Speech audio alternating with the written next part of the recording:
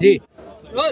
महिला बिल को विरोध क्यों कर रहे हैं? देखिए, महिला बिल का तो कोई विरोध नहीं कर रहा है। हम इस राष्ट्र में महर्षि मनु ने लिखा है, यत्र नार्यस्तु पूज्यन्ते रमन्ते तत्र देवता, जहाँ नारी की पूजा की जाती है वहाँ देवताओं का वास होता है। लेकिन कैसी नारी? उसी त्रेता युग में शूर्पणखा जैसी नारी की नाग भी प्रभु श्री राम मर्यादा पुरुषोत्तम के सामने काटी गई। हम संस्कारवान महिलाओं के समर्थक हैं, हम माँ के समर्थक हैं, बहन के समर्थक हैं, बेटी के समर्थक हैं, भाभी के समर्थक हैं, देरानी के समर्थक हैं, जेठानी के समर्थक हैं, दादी के समर्थक हैं, नारी के समर्थक हैं। लेकिन एक या पत्नी या बहू जो पथभ्रष्ट हो चुकी है, लंपट हो चुकी है, व्यभिचारी हो चुकी है, धर्म से अलग हो चुकी है, हम उसके खिलाफ है।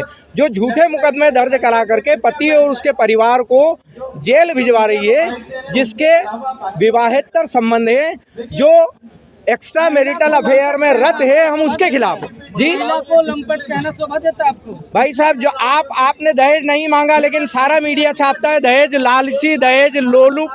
आपने बलात्कार नहीं किया है, आपके खिलाफ कोई महिला आरोप लगा देगी तो आपके खिलाफ बलात्कारी छापा जाएगा, दुष्कर्मी छापा जाएगा। ये इसमें मजे आते हैं। जब डिग्निटी महिला की है तो पुरुष की क्यों नहीं है भाई? पुरुषों के खिलाफ तो युगों युगों से छापा जा रहा है। हम लंपट महिला के खिलाफ है, खराब महिला के खिलाफ है, संस्कारवान महिला के खिलाफ नहीं है। देखिए, हमारे संविधान में आर्टिकल 14 बोलता है equality before law, equal protection of law. समान कानून स्त्री पुरुष के लिए लागू किया जाएगा और स्त्री पुरुष को समान कानून के द्वारा संरक्षण किया जाएगा। लेकिन कहाँ? प्रैक्टिकली कहीं दिखाई नहीं देता है। जब एक बेटा अपनी माँ को लेकर के थाने पर पहुँचता है कि मेरी पत्नी मेरी माँ को खाना नहीं देती है, दवाई नहीं देती है, उसकी केयर नहीं करती है, तो उसको धक्के देके भगा दिया जाता है कि इस बुढ़िया को लेकर के निकल जा, अगर तेरी पत्नी आ गई तो पूरे खानदान को बंद कर देंगे। कहाँ equality before law, equal protection of law? नहीं है। हम यही मांग कर रहे हैं कि स्त्री और पुरुष, चाहे स्त्री अपराधी हो उसको भी दंडित किया जाए, पुरुष अपराधी हो उसको भी दंडित किया जाए। इस राष्ट्र में स्वतंत्रता के बाद सैकड़ों बल्कि हजारों पुरुषों को मृत्युदंड दिया जा चुका है। लेकिन आपको शायद जानकारी नहीं होगी, एक महिला शबनम नाम की जो 52 हत्याएं कर चुकी है, उसको भी आज तक मृत्युदंड नहीं दिया गया है, उसको भी नहीं दंड दिया गया है। तो क्या पुरुष जन्मजात अपराधी और आरोपी होता है, महिला जन्मजात निर्दोष होती है?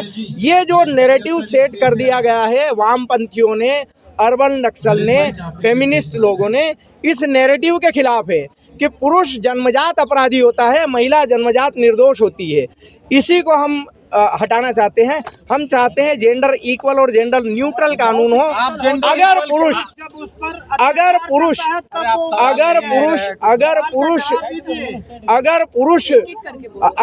अपराधी है, सवाल लीजिए। हाँ जी, आज भी गाँवों के महिला थाने में रिपोर्ट नहीं लिखवा पा रही है, तो ये आप कह रहे हैं क्वालिटी, ये पुलिस का दोष है भाई, ये मेरा दोष थोड़ी है। हम तो अभी भी एजुकेशन दोष है। पुरुष इतना हावी है महिलाओं पर कि महिलाओं को आजादी नहीं है। मैडम, 1,58,000 NCRB का आंकड़ा है, 1,58,000 पुरुष जो है महिला कानूनों के दुरुपयोग से होकर के पीड़ित होकर के आत्महत्या कर रहे हैं, जबकि तथाकथित रूप से 26,000, ये NCRB सरकारी नेशनल क्राइम रिकॉर्ड ब्यूरो। देखिए, मैं राजनीतिक कोई भी कमेंट नहीं करूँगा, नहीं, हमें राजनीतिक, हम सिर्फ पुरुष आयोग की बात कर रहे हैं। आप हैं मैडम, आप हैं मैडम, आप हैं मैडम, आपके भाई के खिलाफ भी झूठा मुकदमा दर्ज हो सकता है। भारत में पता है। मैं बोलना चाहता हूँ, कहते हैं कि पत्नी और पत्नी के लिए समान अधिकार है। कहाँ समान अधिकार है? पत्नी के लिए 56 कानून बना दिए गए हैं और पति के लिए एक भी कानून नहीं है। मैं पीड़ित हूँ, 2018 पीड़ित हूँ। मेरी घरवाली ने मेरा सब कुछ बेच दिया, मेरा मकान बेच दिया, दुकान बेच दी। एक लड़की मेरी 20 साल की, एक 18 साल की, मेरा 15 साल का लड़का है। अपन सामूहिक बात करेंगे, सुनिए। और 1,58,000 पुरुष प्रताड़ित है और महिला 26,000, ये NCRB का आंकड़ा है।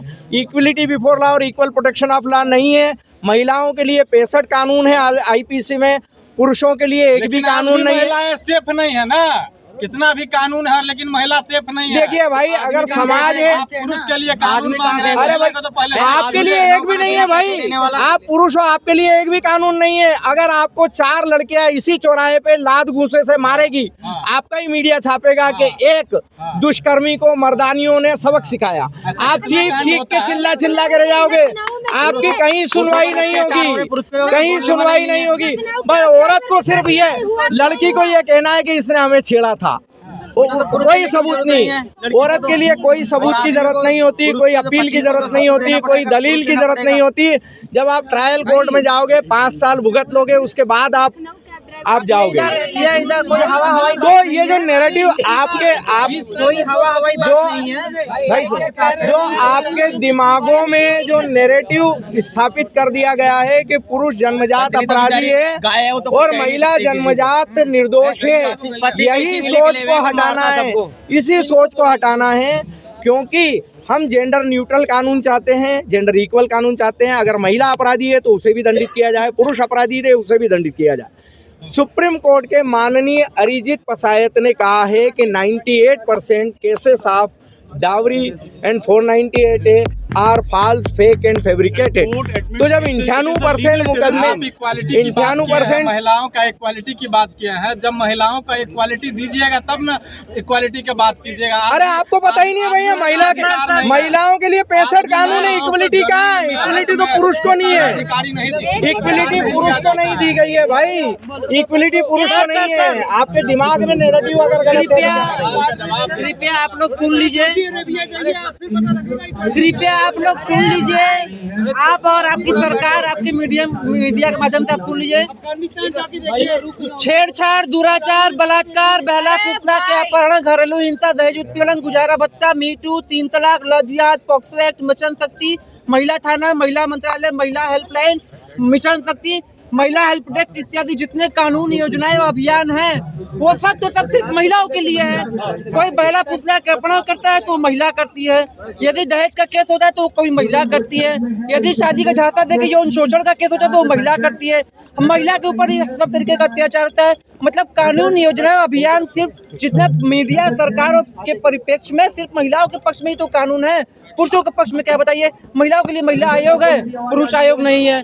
महिलाओं के लिए महिला हेल्पलाइन है, पुरुष हेल्पलाइन नहीं है। महिलाओं के लिए 498 दहेज का कानून है। तो आपको जानकर के आश्चर्य होगा कि सुप्रीम कोर्ट में धारा 497 को निरस्त कर दिया गया है, जिसमें कि अवैध संबंध को मतलब मान्यता प्राप्त दे दिया गया है।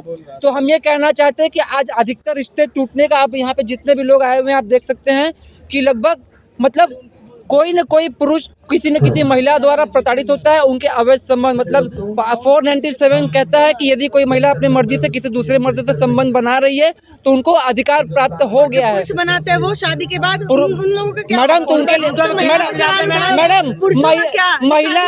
महिला हेल्पलाइन पे फोन करके तुरंत दहेज का केस कर सकती है, घरेलू हिंसा का केस कर सकती है, पूरे के पूरे करती आवाज नहीं। मैडम लीगल टेररिज्म, ये सुप्रीम कोर्ट कहता है कि तमाम प्रकार के आंकड़े हैं जो एनसीआरबी के डेटा ने जारी किया है। आप ये देख सकती है करीब 2 करोड़ मामले लंबित झूठे मामले साबित हो रहे हैं।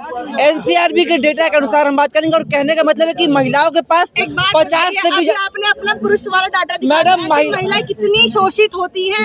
मैडम ये देख लीजिए सुसाइड मैडम महिला दिखाती है अपने को डाटा। मैडम ये देख लीजिए 1,65,000 2021 का आंकड़ा,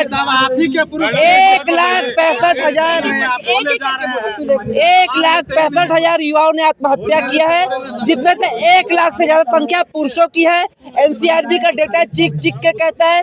और आप बहुत ध्यान से देखिए, हर दिन आप देखेंगे कि किसी न किसी महिला के साथ मैं मानता हूं कि पुरुष के साथ भी पुरुष भी अपराध करता है, ऐसा बात नहीं है, मगर आज 98% से भी ज्यादा महिला कानून का दुरुपयोग हो रहा है। चाहे वो दहेज का केस हो गया, रेप का केस हो गया, उसका मिस यूज, मतलब महिलाओं के पक्ष में कानून तो है, प्लस उसका वो दुरुपयोग भी कर रही है। इसके विपरीत पुरुषों के पक्ष में न तो कोई कानून है और ना ही कोई आयोग। जैसा मैंने पहले आपको बताया, छेड़छाड़, दुराचार, बलात्कार, बहला फुसला के अपहरण, घरेलू हिंसा, दहेज उत्पीड़न, गुजारा भत्ता, मीटू, 3 तलाक, लव जिहाद, पॉक्सो एक्ट, मिशन शक्ति, महिला थाना, महिला मंत्रालय, महिला हेल्पलाइन, मतलब महिला हेल्प डेस्क इत्यादि जितने कानून योजनाएं वो भी। सुनिए, सवाल लीजिए जी। 1 मिनट में भारत में 3 रेप होता है लड़कियों के साथ, और कितने वाले क्या लड़की होते हैं? कितने झूठे रेप लड़की होते हैं। मेरे कहने का मतलब है कि यदि किसी महिला का सेक्स रेप हुआ तो वो थाने में जा करके केस कर सकती है।